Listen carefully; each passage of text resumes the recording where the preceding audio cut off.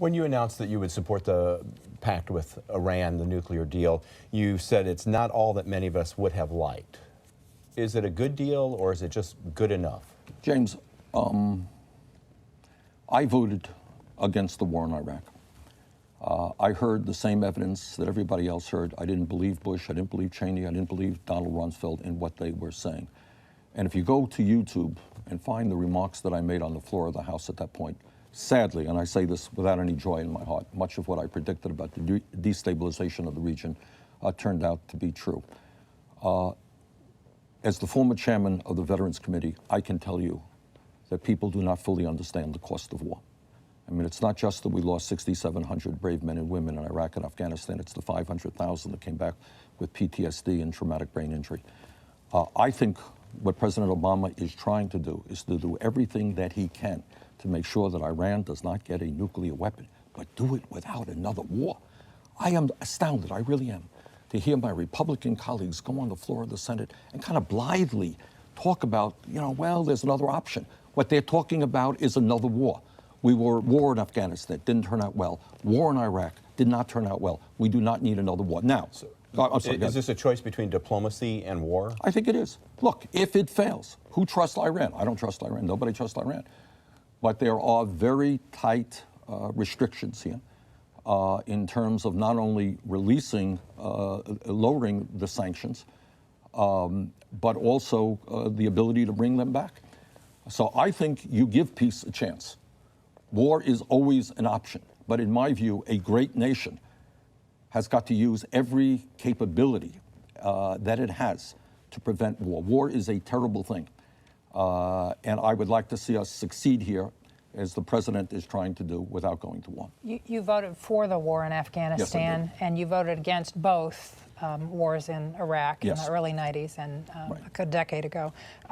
What is the criteria that a President Sanders would use for going to war? I voted against the first Gulf War when Saddam Hussein invaded Kuwait because I thought with the whole world united against them, the whole world, we could have driven him back without going to war. That was my motive then, and I think I was right.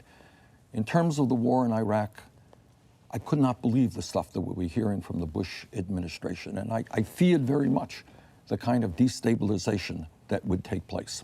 And I voted against that war as well. I voted for the war in Afghanistan because you had a situation where Osama bin Laden was being protected by the Taliban at that point. I think a request had made, he was a criminal, he was not released, and we went to war. So my view is that what we need, by the way, is not the United States, and you can't predict every event that's coming up, but by and large, I would like to see the United States work with the rest of the world, work with our allies in the Middle East, and not have to do it alone.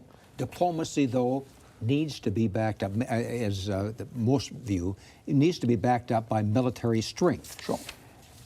Is the U.S.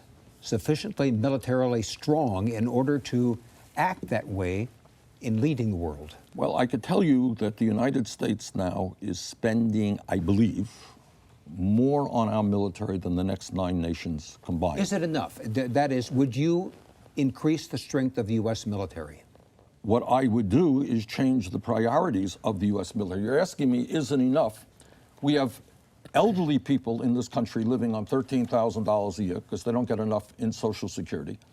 We have young people who can't afford to go to college. We have people, veterans, sleeping out on the street. So as a nation, we have got to determine our priorities. No, I am not in favor of just simply putting more and more money into the military, but this is what I am in favor of. Right now, you may or may not know that the Department of Defense is the only agency of government which cannot sustain an independent audit. You go there and say, well, where are you spending your money? How many private contractors do you have? They don't know the answer. So before you throw a lot more money into the military, I think you need some accountability, which we do not at the present time have. Furthermore, I think to too large a degree, the United States may still be fighting against the old Soviet Union. Our enemy now is terrorism. It is a very different type of military conflict. So the answer is yes, we need the strongest military in the world. Second of all, I do not believe, everything being equal, we should do it alone. We should work with coalition. France is there, the UK is there, other countries are there. In the Middle East, by the way, people don't know this. Saudi Arabia, this will shock everybody, has the third largest military budget in the world. Third largest. You know what? Maybe they want to get their hands a little bit dirty in taking on ISIS with our support without us having to have our ground troops there in combat. There are Democrats and libertarians who have concerns about the use of drones as part of military operations. What is your view? I am concerned. I think we have seen situations where drone attacks have ended up doing us a lot more harm than good. I don't think you outlaw the policy at all, but when they can be effective, that's good. But I think when they are killing, as they have done, innocent people, we're seeing women and children being killed, that is not a good thing, and it turns people against the United States. I think you got to be very selective in that area.